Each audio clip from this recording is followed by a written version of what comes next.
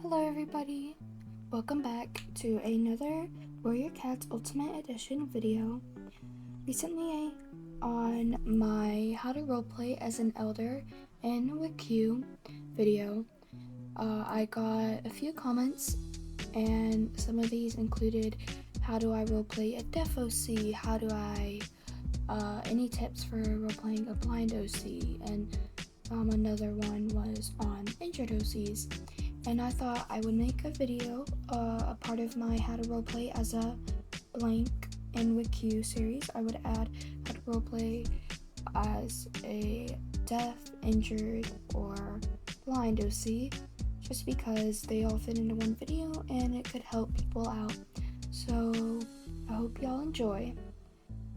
For this segment of the video, I'm going to be using my deaf OC, Marigold Tail, to represent roleplaying as a deaf character in WCUE.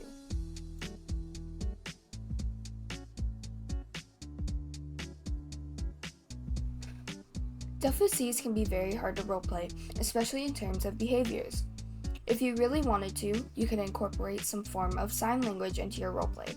But if you want it to be more realistic, here are some tips. Because deaf OCs can't rely on their sense of hearing, they must rely on their other senses. Deaf OCs usually have a great sense of smell, where they could be good at gauging their claymates' emotions and feelings. They tend to scent when other cats are around. Say a kit is creeping up behind them, they can usually smell the kit. Or if danger is nearby, for example, a rogue, a member of a different clan, or any deemed dangerous species around, they can usually smell them. To give your deaf OC an advantage, maybe add something special about them. For example, Marigold Tail is great at sensing and recognizing vibrations. Another thing, deaf OCs don't need to rely on others as much as blind OCs, but it is good to make sure deaf OC is a bit more dependent than your usual elder/warrior. This especially applies when they are trying to figure out information about what's going on in the clan. Don't make your OC understand and know everything. Your deaf OC can't hear, so they might be confused when it comes to important or dangerous situations. Take Snowkit from the books. He got swooped up by a hawk because he couldn't hear the commotion. If your OC was born deaf, it is very unlikely they become a warrior, let alone an apprentice. But there are characters in the books who have overcome their disabilities and become warriors, so do as you please. If your OC became deaf at some point due to an accident or old age, you might want to make them distressed or make it seem as if they have a hard time adjusting. Over time, ease off on the distress and make them more used to their new state or disability.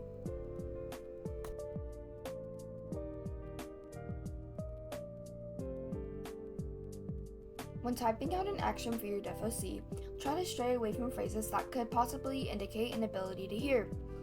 Make your actions emphasize your warriors/elders' lack of hearing. For example, instead of typing, the elderly she could hear the kit creeping up behind her. Say something more like, the elderly she could smell the kit creeping up behind her. This makes a big difference in your roleplay.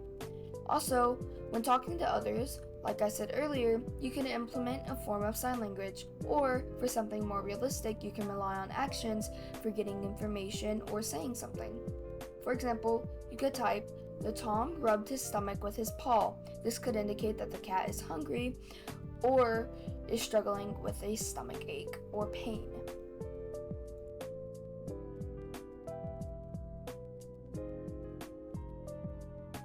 This next part of the video, I'm going to use my blind OC and ex-kitty pet, Alana, to represent roleplaying as a blind character.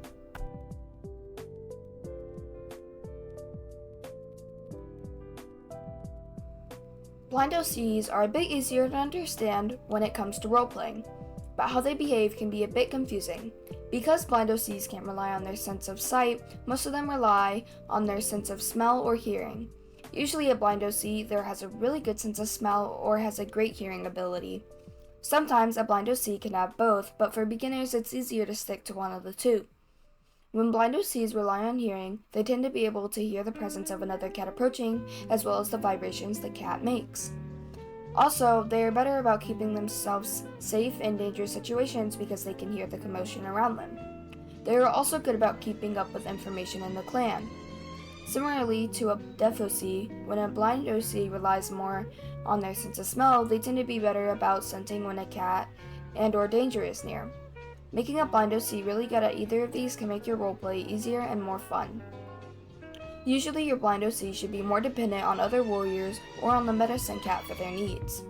They might need help getting around or finding certain things. Although, even if your OC is blind, they are not completely helpless. Your blind OC should have some format of at least the camp down and maybe even the territory right outside the camp. This especially applies if your warrior/elder wasn't born blind and they became blind at some point.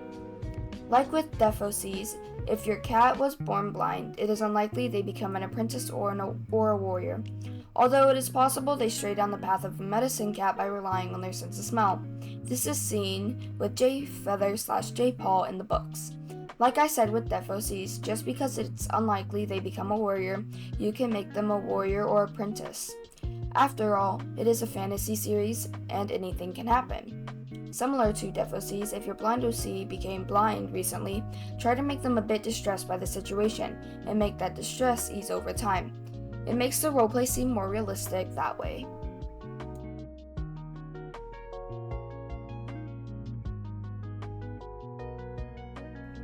When typing out actions for your blind OC, try and stray away from using any sight-indicating references. Use terms that could emphasize your warriors/elders' lack of sight. For example, instead of typing, the elderly Tom turned his head towards the warrior. Say something more along the lines of, the elderly Tom turned his head towards the voice of the warrior. Using the phrase towards the voice indicates that the Tom is looking towards where the noise came from because he couldn't see where the cat was. Also, when talking to others, like with actions, use phrases that indicate you can't do something because of your blindness. For example, if you were talking with a queen, you can ask what her kids look like, and you could say something along the lines of, your kids sound like they look beautiful. This indicates your OC's blindness as they rely on the description from the queen to see what the kids look like.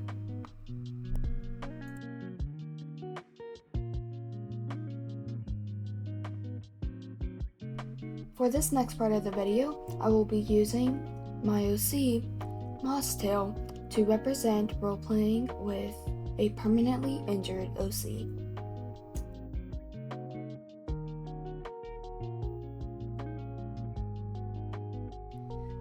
OCs with permanently injured legs and limbs are fairly easy to roleplay with.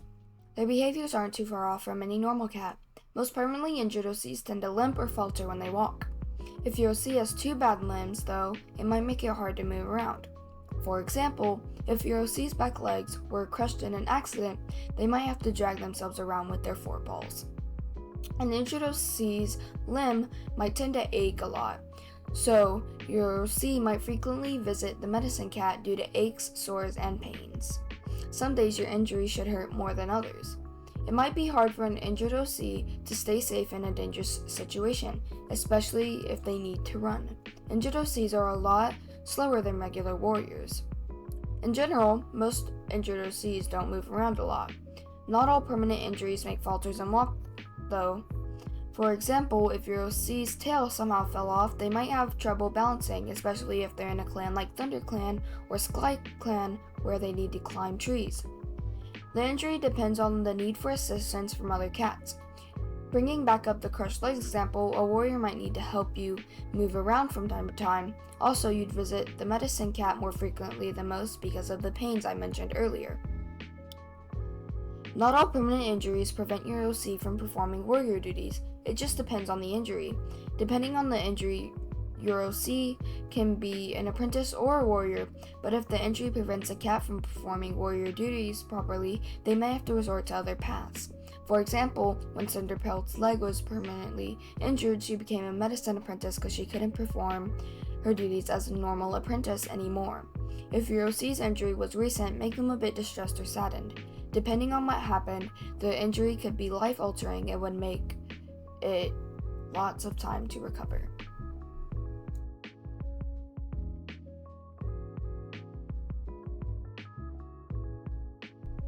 When typing out actions for a permanently injured OC, stray away from using any terms or phrases that will make your injury not apparent. Use phrases that will emphasize your warrior/elder's injury. For example, instead of typing, "the elderly cat walked across the clearing," you could rather say something more like, "the elderly cat staggered across the clearing as their leg dragged behind."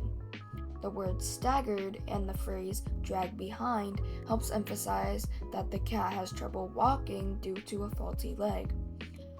Also, when talking with other cats, if something is brought up that relates to your injury, then use a term or terms that would indicate you can't do something. For example, if you were following a warrior and they told you to hurry up, you could say something like, "I'm trying. I can only go as fast as this leg lets me." This indicates that the cat can't go any faster because of their faulty injury. Thank you everybody for watching. If you have any questions or comments, please leave them in the comment section below. That's all for today's video. Anyways, it is 1 a.m. and I'm tired, so zombies out!